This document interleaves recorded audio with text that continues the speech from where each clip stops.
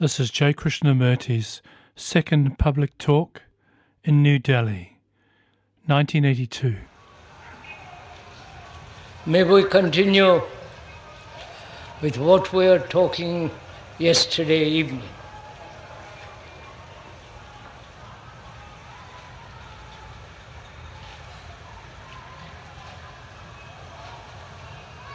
Communication with each other, to communicate something to another, unless they are really willing to listen,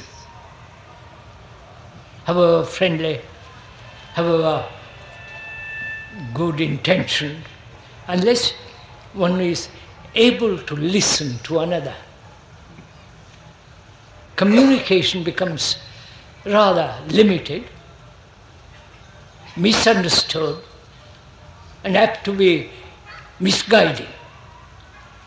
So, we are going to talk over together this evening many things. And one has to use words to communicate. Of course, unless we are extraordinarily telepathic and without words, you can communicate. I'm afraid that's not possible. But words are necessary. Each one uses words rather casually, without much intonation quality behind that word. And one doesn't listen to another, actually. If you do listen, there's always a defense. There's always a resistance to anything that is said, something new, and perhaps over which you have not thought. So there is immediate reaction is to resist. Or not listen, because it might be disturbing. So there is an art of listening. That is to listen to what is being said, not interpret what is being said to your own convenience, to your own traditional language. But if you understand English, I hope some of you do, then to listen to the word, the meaning of that word, to see if we understand each other. And to listen, one has to have not only a certain quality of attention, but also a sense of affection, a sense of trying to understand what the other fellow is saying. A communication is possible at depth as well as superficially when both of us are concerned about the same subject or the same idea, the same concern about a certain thing, then we are both in communication with each other. But if you resist, as perhaps you're going to resist a great deal with what the speaker is going to say, then communication is not possible. And as you are all good enough to come to the talk, I don't know why, but you are here. So, one has to learn the art of listening. When you listen to a music which you like, there is no resistance. You go with it. You shake your head, you clap your hand, you do all kinds of things to express your appreciation, your understanding the quality of the music and so on. there is no any form of defense, any form of resistance. You are going with it, flowing with it. So please, in the same way, kindly listen. Not to be instructed, not to be told what to do,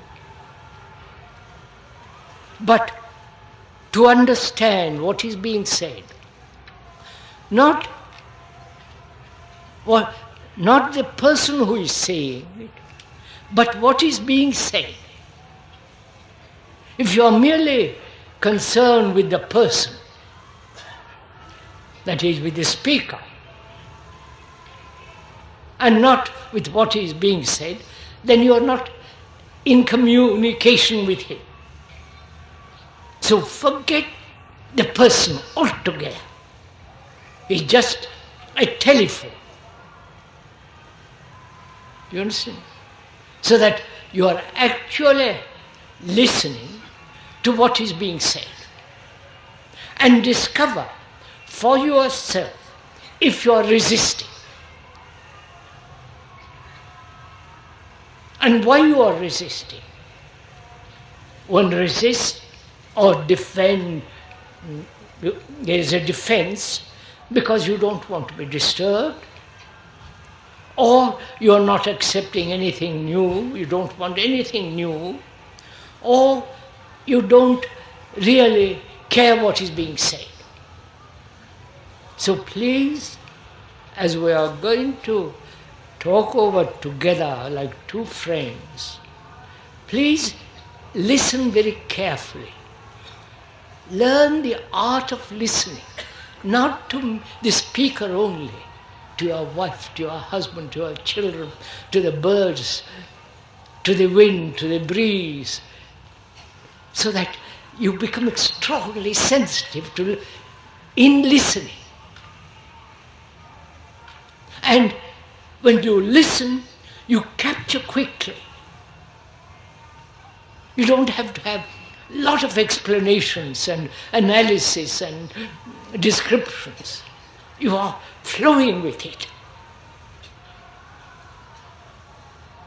So please, as we are talking together as two friends, sitting in a park or in a wood, quiet, birds are singing, plenty of dappled light coming through the leaves on the floor, and there is a sense of appreciation, of beauty. And when you so listen, the miracle takes place. When you listen, it's like sowing a seed. And the seed is vital, strong, healthy, and the ground is properly prepared. It inevitably grows. So if one may point out, one has to learn the art of listening. And if you listen very, very carefully, you capture it so quickly, the meaning of what the other is saying. Perhaps many of you have listened to the speaker for a number of years, unfortunately. And you get used to it. You get used to his language, his gesture, how he looks, and so on, and you gradually slip off. And you say, why haven't I, after years of listening to this man, have not changed? Because they have actually not listened with at their depth, with their hearts, with their minds, with their whole energy.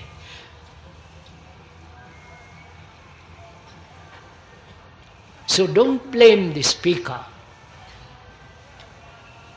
but rather learn, if one may suggest most respectfully, the way of listening.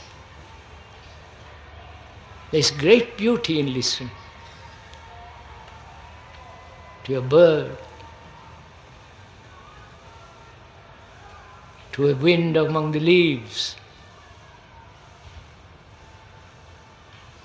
and to a word that is spoken with depth, with meaning, with passion.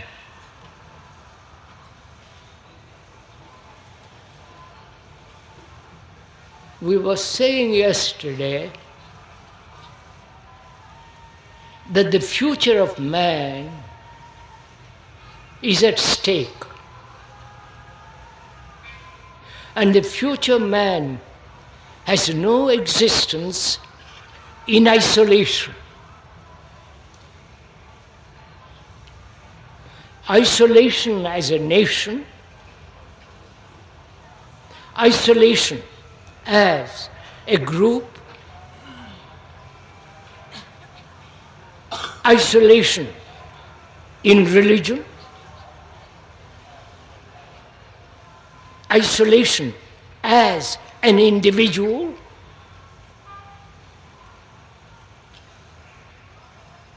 and isolation in consciousness. For most of us, thinking is individual. With what I think, what you think, there's a difference, a division. Your opinion against my opinion. My thought against your thought. Or your husband's thought, your wife's thought.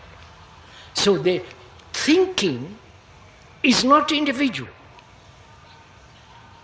Thinking is the ordinary factor of the poorest ignorant man and the greatest Nobel Prize winner, scientist. They both think.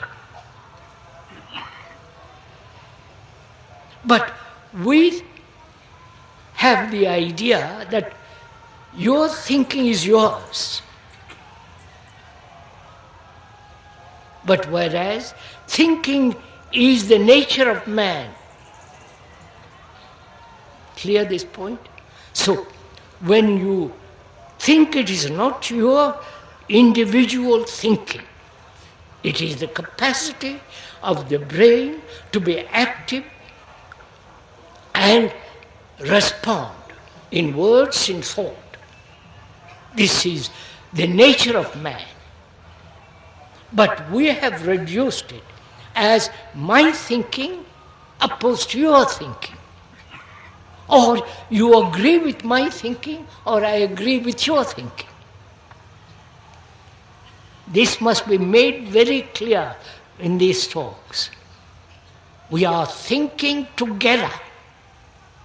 It is not your thinking and you accept my thinking. We are thinking together, which is very difficult. Because for most of us, we have got strong opinions, bias, conclusions. We have experienced so much, and so we think it's our experience, our conclusion. So when a new outlook is put before you, you refuse to look at it. So, thinking is the nature of man. It is not your thinking or my thinking. This must be seen very clearly. You observe when you talk to a poor, illiterate, ignorant man, he's also thinking according to his knowledge, his perception, his activity. as the scientist, the greatest scientist. He thinks according to his experience, to his knowledge, and discovers something new and so on. This is general factor of all human beings, that thinking is not yours or mine, it is thinking. Right? Can we go on from there? We understand each other, at least even intellectually, even verbally. And when you observe what is going on in the world outside of you,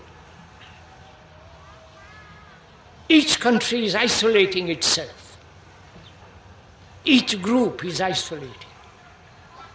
The Muslim, the Hindu, the Buddhist, the Tibetan, the Russian, the American, and so on, Chinese. I don't have to enumerate all the names. This is what's happening. Each group is isolating. One follows one particular guru, another guru, and so on. This factor of isolation is destroying the world. It's separating humanity. This is an actual fact that's taking place in the world. Then inwardly, each of us thinks we are separate. Tradition, religion, all that has conditioned our thinking that we are separate human beings. Of course, we are separate in the sense you're a man, you're a woman, I'm a man, or I'm a woman, you're a man. Tall, short, light, black, and so on. But we are talking at a depth that is in human consciousness is general, is shared by all human beings. All human beings suffer, go through great agonies, shed tears, have this sense of loneliness, pain, anxiety, depression, uncertainty. The poorest and the most sophisticated, erudite human being all have this general factor. They all share this. This is so. So, our consciousness is not yours or mine. It is the consciousness of all human beings. This is very difficult for most people to see this and see the reality of it, because we have been so conditioned in Christianity that you are a separate soul. Here you are you're Atman, you reincarnate over and over again till you reach what God knows what. It is still the emphasis that you are separate, individual. Is that so? We are questioning it.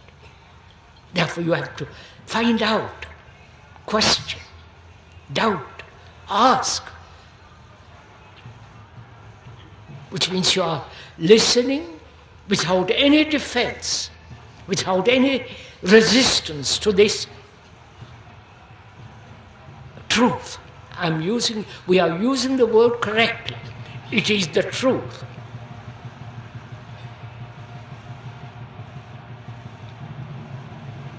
You may, at the periphery, on the outside, have certain mannerisms, certain habits, certain tendencies, capacities. But if you move from the outer to the inner, We are all share the same common issues.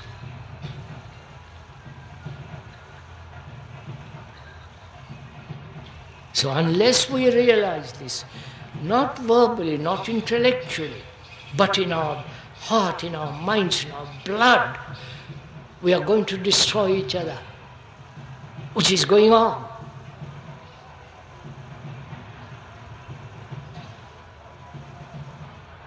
So are we capable of listening to this fact? Not your opinions about the fact, but the actual fact that our consciousness,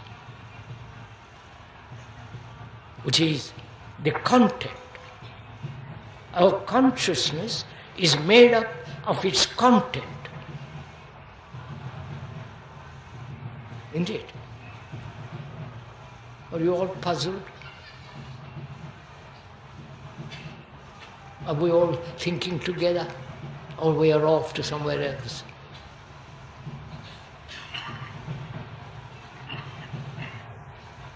Look,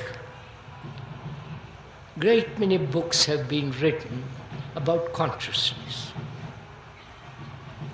There are specialists about consciousness, conferences about consciousness all over the world, and scholars, experts who have studied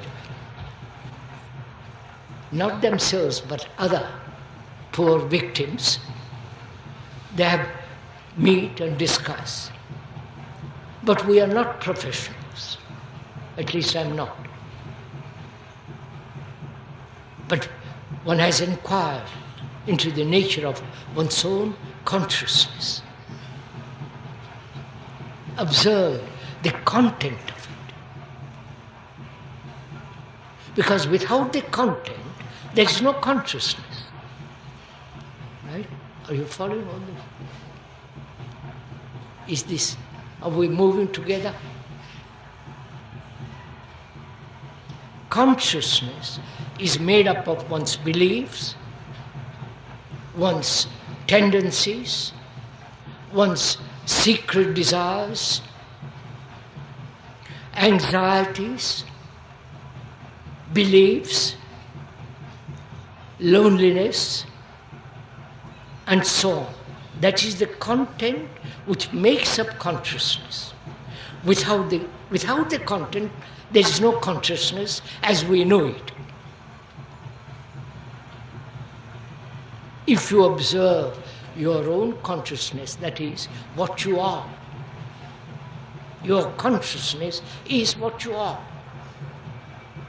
Your fears, your desires, your pleasures, your loneliness, depression, anxiety, and all that. That is what you are. What you believe. If you believe that you are God, you are that. And so on. So the content makes consciousness. And that consciousness is conditioned. And since it is conditioned, it must be in conflict. Aren't you all in conflict? Of some kind or another?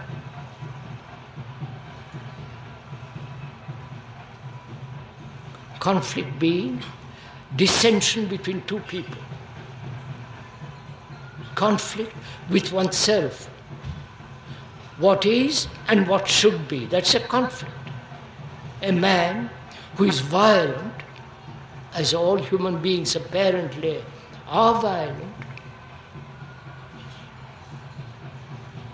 the content of our consciousness is that part of that violence. And conflict arises when there is a duality. That is, I am violent, I should not be violent. Or I have the ideal of non-violence, which this country loves, the idea of non-violence, or practicing non-violence. But the fact is, you are violent. That's a fact. The other is not a fact. I wonder if you see this.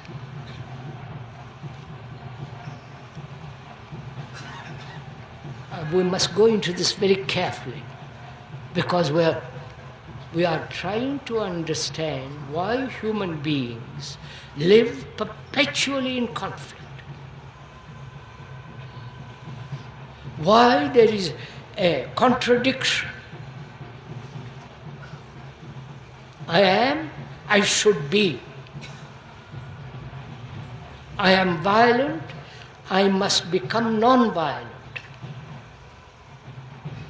And the non-violent is an idea, is a concept, is not an actuality, because I am violent. Do you see this actuality? This is the fact. The other is non-fact. But we have created, or we think, the pursuit of non-violence will help us to become non-violent. We'll be free from violence. That is, this is rather important. Go into it. I'll go into it slowly. I am violent. Human beings are violent. I am violent. Let's understand the content of that word. What does violence mean? There's physical violence. Right? You with a gun shoot me. Or you hit me. Or you throw a bomb at me. You slap at me. You injure me. That's a physical violence. What is psychological violence? The inward anger, hatred, wanting to dominate people. Right? Not only physical domination, but the domination of ideas. I know, you don't know. I will tell you and you will obey. That's domination. I wonder if you follow all this. The gurus are violent because they are dominating people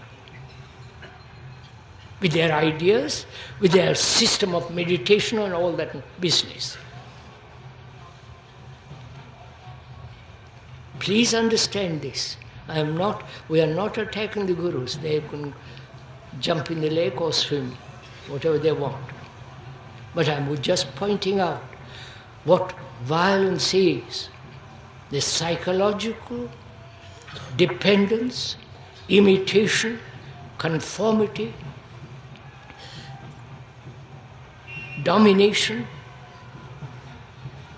all that is inward violence. That's a fact. Can we deal with the fact and not with the idea of the opposite? Only deal with facts. And there is no opposite. Right? There is an opposite. There's night, darkness and light, woman and man, tall and short, black and white, and so on. There is a difference. But inwardly, is there duality at all? You understand? Are you following each other? Or am I talking to myself?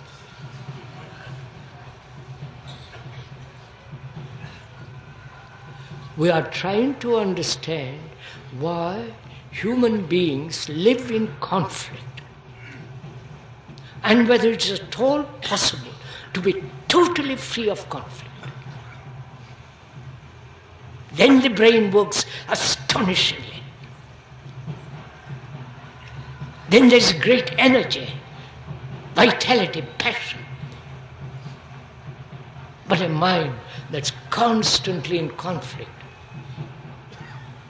Not only wears down physically, but also the brain becomes weak, worn out, old age and so on. So we are concerned this evening to understand why human beings live in conflict. Not only with each other, the Arab and the Jew and the Muslim and the Hindu and all that, but also in our relationship with each other. And actually, we're asking, is there a duality? Or only what is?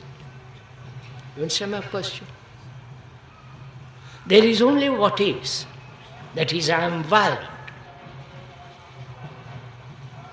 Now, is it possible to be free of violence, not to become non-violent?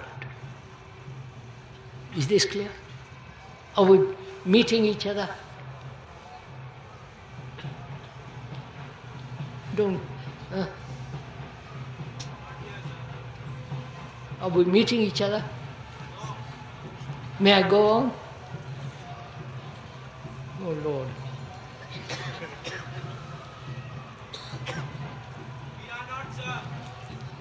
We are not? समय pianega. Allez, let's go. See, here, this country has propagated this idea of non-violence.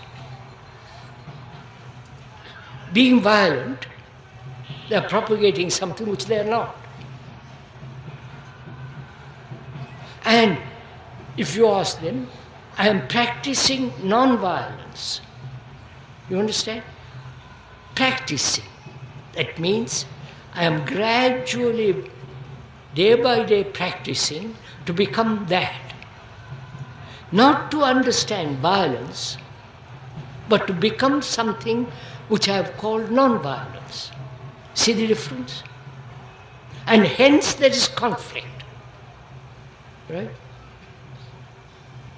When I am observing, learning, inquiring into the fact, there is no conflict. But if my mind is all the time saying, I must achieve non-violence, then there is conflict. But if I say, look, I am violent, what is the root of violence? What's the nature of violence? I don't condemn it. I observe it. Now, wait a minute. Here it's very important to understand what we mean by observing.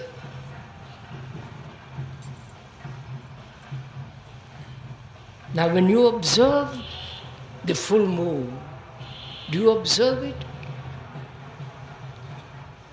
Do you see the beauty of that light? See the grandeur, the extraordinary quality of that light? Or you see, yes, it's full moon and you do something else. So, what do we mean by observing?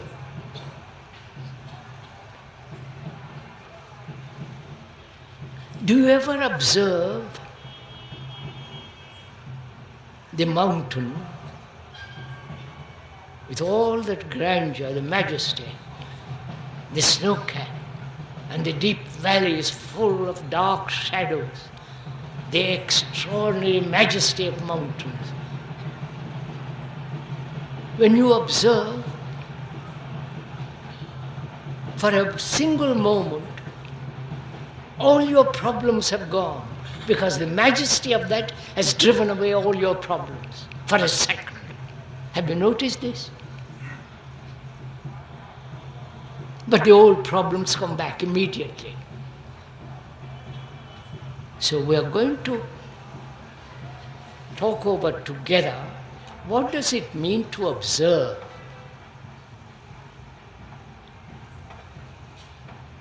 Now, suppose I am violent.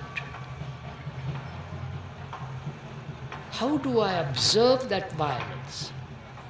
Because I want to understand the nature of that violence. I want to go explore, discover the extraordinary factors that contribute to violence. So how do I observe it? First, is violence, please listen to this, is violence different from me? Right? You understand my question?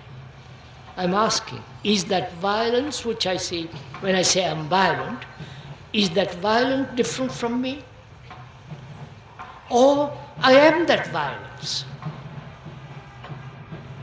When you are angry, you are angry. It's not you are different from anger. You are different from anger only when you want to control it. Only when you say, I must suppress it. But are you actually different, separate from violence? Please, we must go into this very carefully. Because most people say, I am different from that object which I call violence. Is that so? Is the word violence separated? You understand? Through tradition, through constant talking about violence and so on, the word itself has created a separation from observation. I wonder if you're following all this. Are your brains working actively as the speaker is?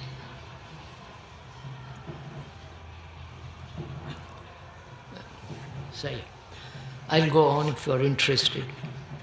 It's up to you to find out. So, the observer says, I am different from that. I am different from violence. So we have to inquire, who is the observer? Right? The observer is the past, who has known what violence is.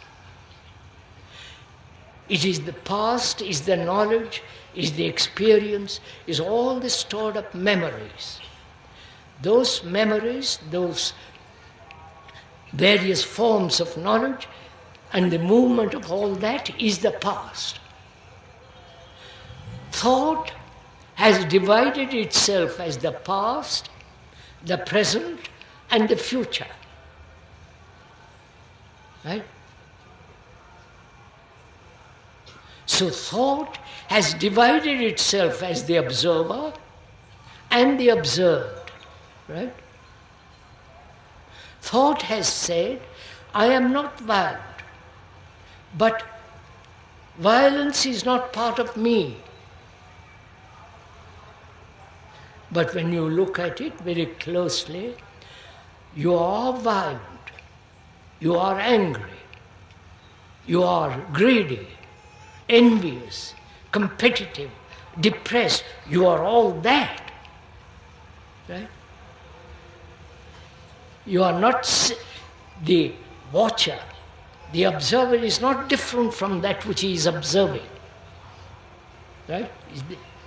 Please understand, this is very important, because this will, if you really, truly understand this with your heart, with your mind, with all your being, conflict comes to an end, because there is no duality at all.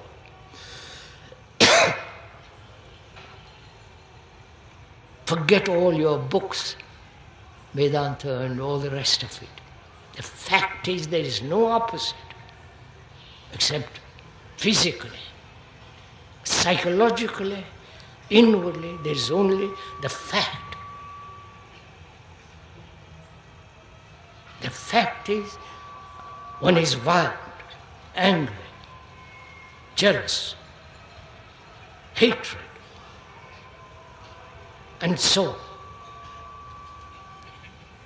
Now, to observe the fact without its opposite, which thought has invented, right? Do you see this? To observe what is. In that observation, the observer is the observed. The thinker is the thought. Right? The experiencer is the experience. But we have separated it. We are saying, I must experience enlightenment.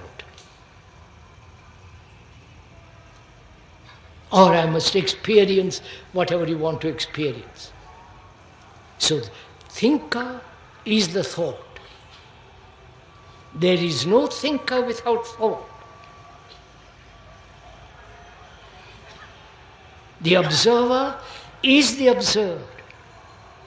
The analyzer is that which is analyzing. I'll put it in 10 different ways.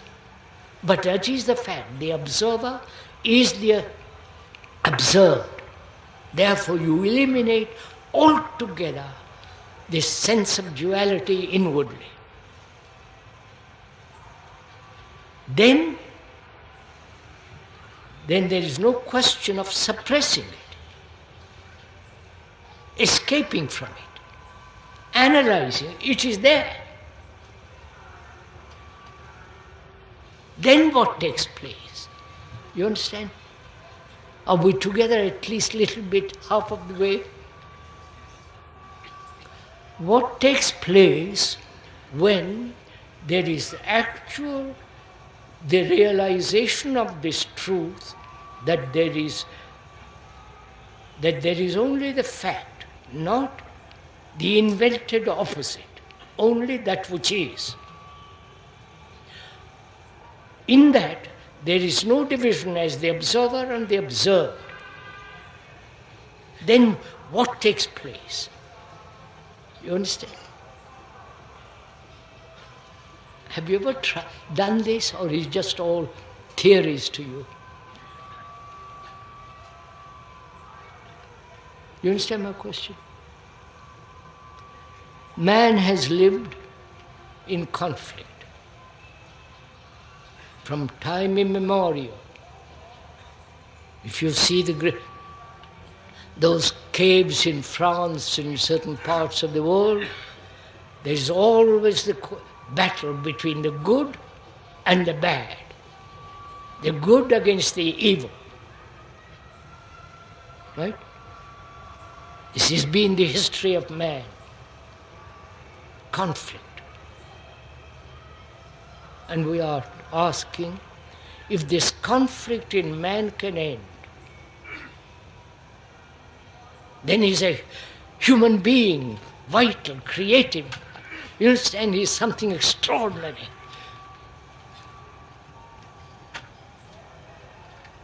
And when there is this realization that you are violent,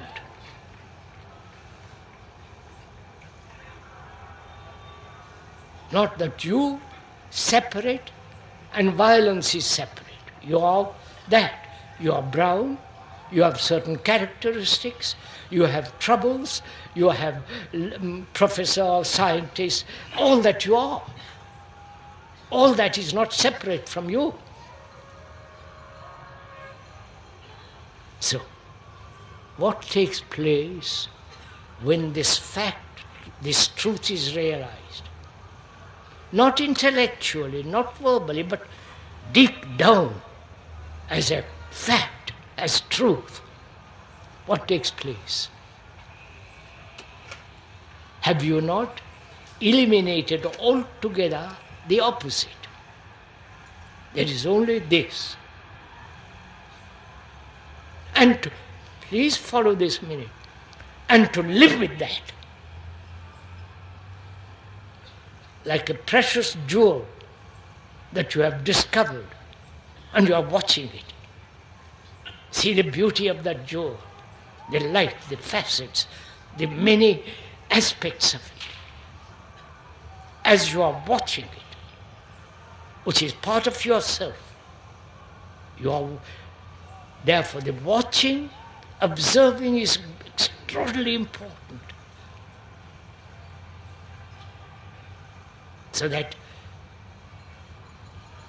there is no division whatsoever between the watcher and that which is watched. Then you realize nothing can be done about it. You're brown, you can't do it, change it. You have dark hair, you can't change it. Of course, you can change it by various colors and so on. But the fact, when you do look at, when there is such observation, it's not the word, it's not the memory, it is something totally new. You are facing this new reaction which you have called violence anew. That is, have you ever observed anything anew? Have you seen the moon, the new moon that's coming up, as though for the first time in your life? Have you looked at your wife or your husband as though for the first time? Have you? Or, she's my wife, she's my husband, just a mechanical observation. So, to observe requires great inquiry, energy, vitality to see actually what is.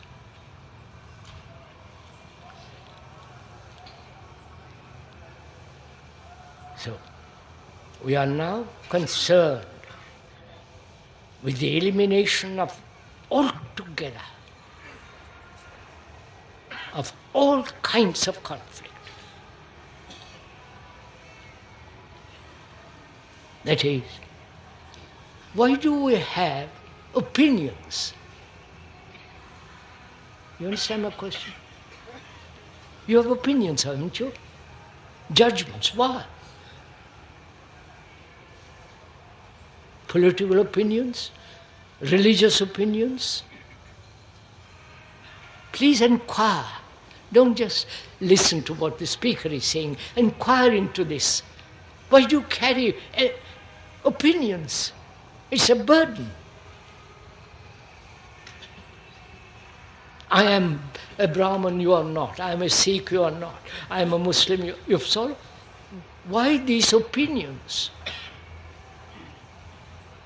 It indicates a mind that is, or a brain which is so crowded with opinions, it becoming small, petty, narrow. It is not free to inquire, look.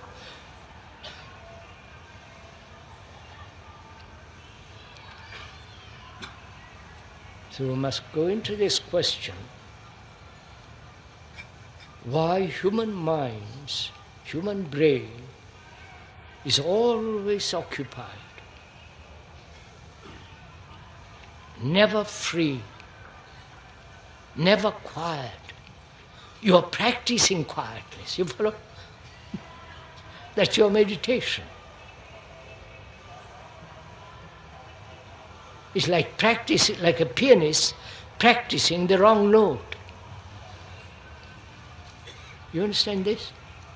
So inquire into all this, please, because we are reaching a crisis, or we have a crisis in the world.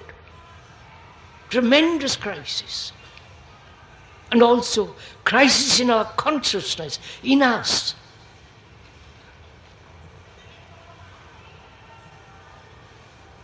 And we also should talk over together, as we talked yesterday, that life is a process of relationship.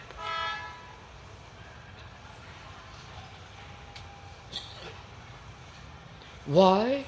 in our relationship with each other, however intimate, sexual, however very close, why there is conflict?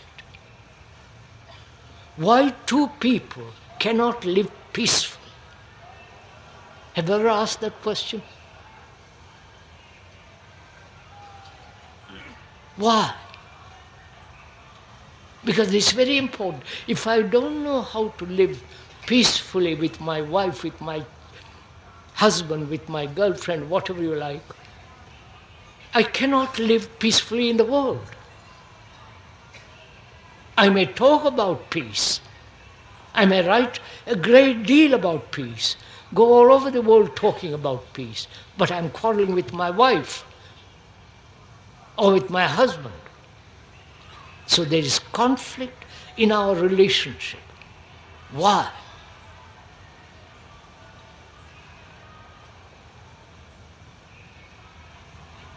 Please inquire. Do you want me to tell you? Or are you inquiring with the speaker? See the difference. You are waiting, actually the truth, you are waiting for me to tell you. But if you are really inquiring, it is a sharing, a moving together.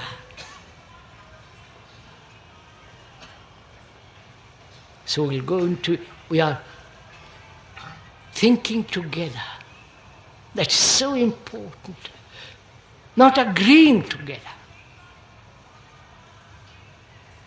but thinking, step by step, going together, like walking hand in hand down a lane where there is so much beauty, love and affection.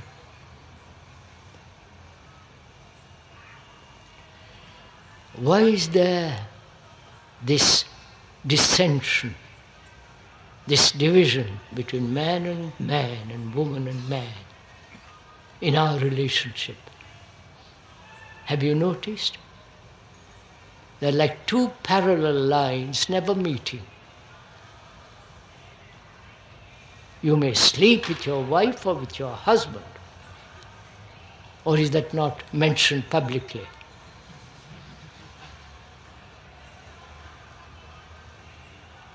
Huh? Would you kindly tell me, is it not mentioned publicly? In this country, it's kind of hidden, secret. Keep it closed, don't talk about it. Everybody shies away from it. Not from the act, but talking, looking. We are such hypocrites.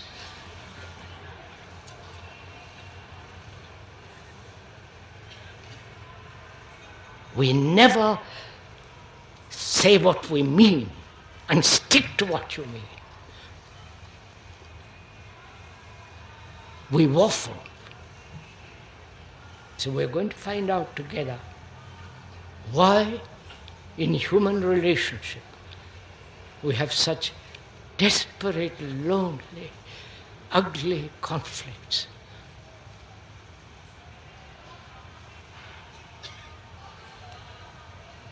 I'm not married. Suppose I'm married. I have my ambition, my desires, my problems. In my office I'm competitive, aggressive. I am pursuing my own direction, and the wife also is pursuing her own, right? Ambitious or not ambitious, too docile, and I dominate and she resists it, the whole game.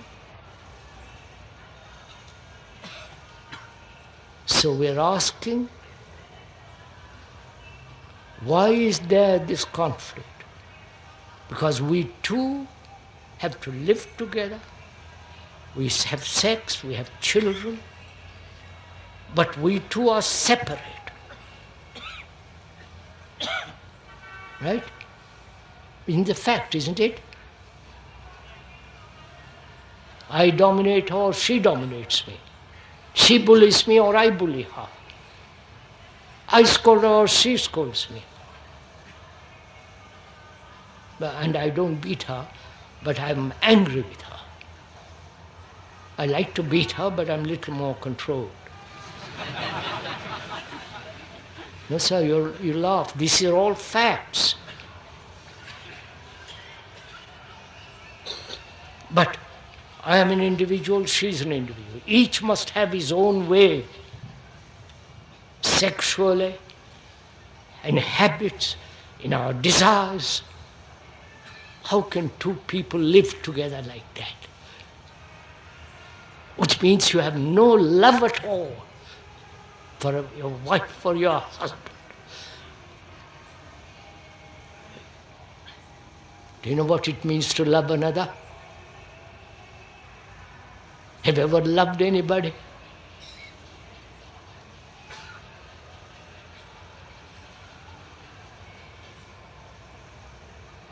Is love dependence? Is love desire? Is love pleasure?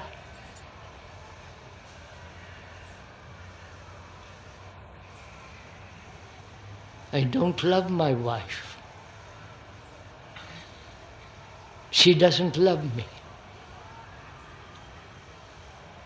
We are two separate individuals. We may meet sexually, but otherwise we carry on our own particular way. You understand, sir? Does love exist in this country? Don't say, does it exist in Europe? When I'm in Europe, when the speaker is in Europe, he talks about it. But we are talking about it here, as we are in this country, in this part of the world. Is there love in this country? Do you love anybody?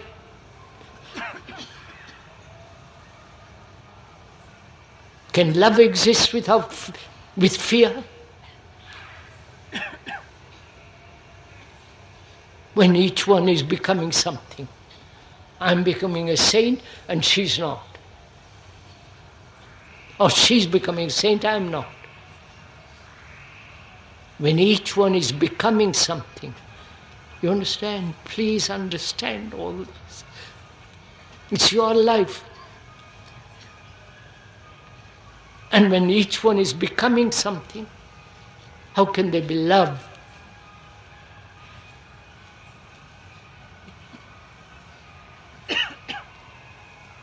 So what will you do? You understand my question? I've talked about it. What will you do? Get up and go home and forget all about it? Or will you inquire, which is possible to love another without wanting a single thing from another?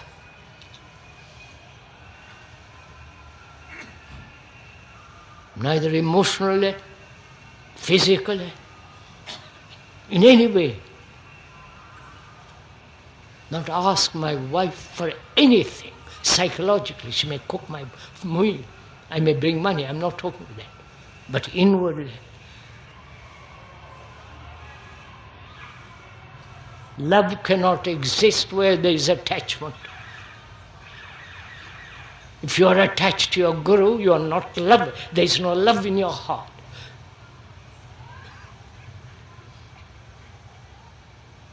So this is very, very serious. Without love, there is no right action. When there is love, whatever you do is right action. We talk about action. We do social work. But when there is love in your heart, in your eyes, in your blood, in your face, You're a different human being. Whatever you do then has beauty, has grace, is right action. All this may be excellent words you will hear, but what will you have this quality? It cannot be cultivated. It cannot be practiced. It cannot be bought from your guru, from anybody. But without that, you're dead human beings. So what will you do?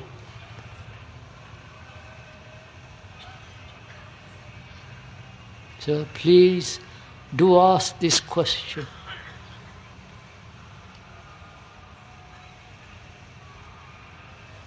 Find out for yourself why this flame doesn't exist in you.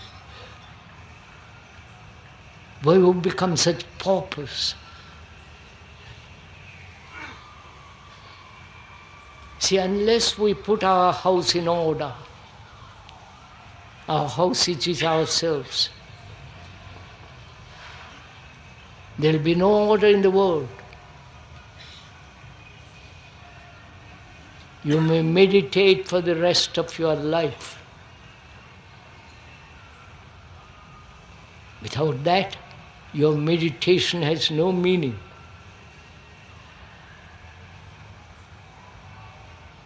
So please, most respectfully we are asking, what will you do after hearing all this? What's your response?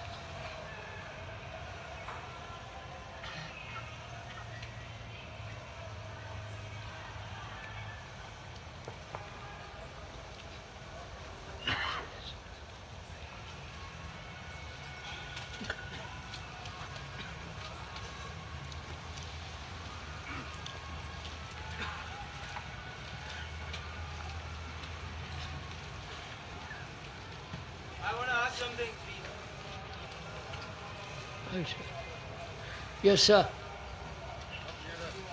Sir, if you realize the oneness of thought, like everyone thinks, he thinks, I think, and he is entitled to his own thought, wouldn't that be love? You didn't listen, sir. Forgive me for pointing out. You haven't listened to what the speaker has said previously. That thought is not yours or mine. Yeah, that's what I mean, sir. Like, I realize that it's not mine, it's not his, it's thought. So he does what he thinks. So No, that's sir. my thought. If you and I realize that thought is shared by all humanity,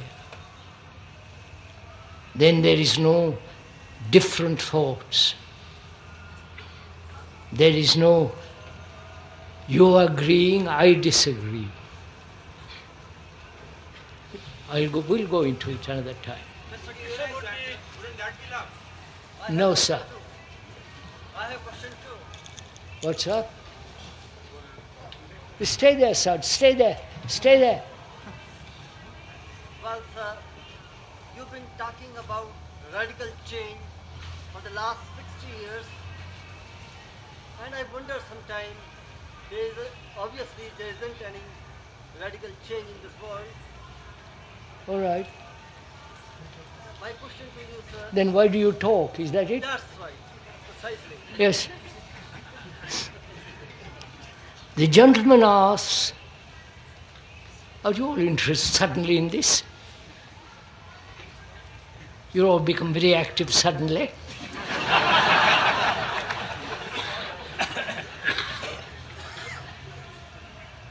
The gentleman asks, this will be the last question, please.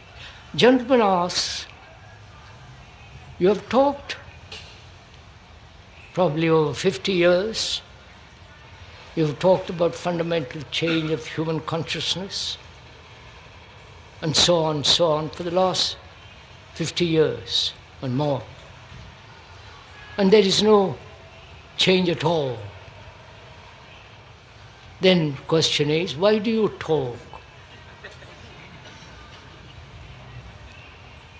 The speaker is not talking for his amusement, for his fulfillment, for his encouragement. Or if he didn't talk, he wouldn't be depressed. He wouldn't feel lacking something.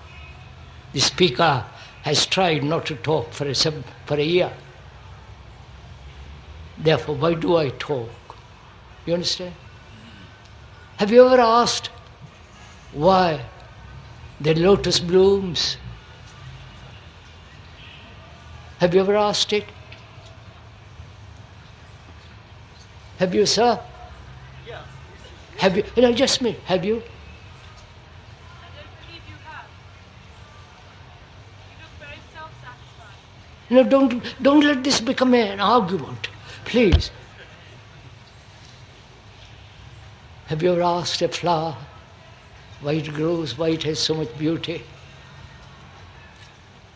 why it has such marvelous color, the depth of the smell and the glory of a simple flower?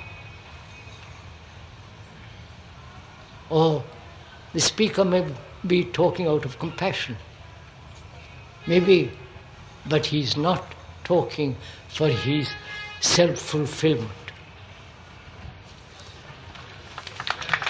It's up to you properly.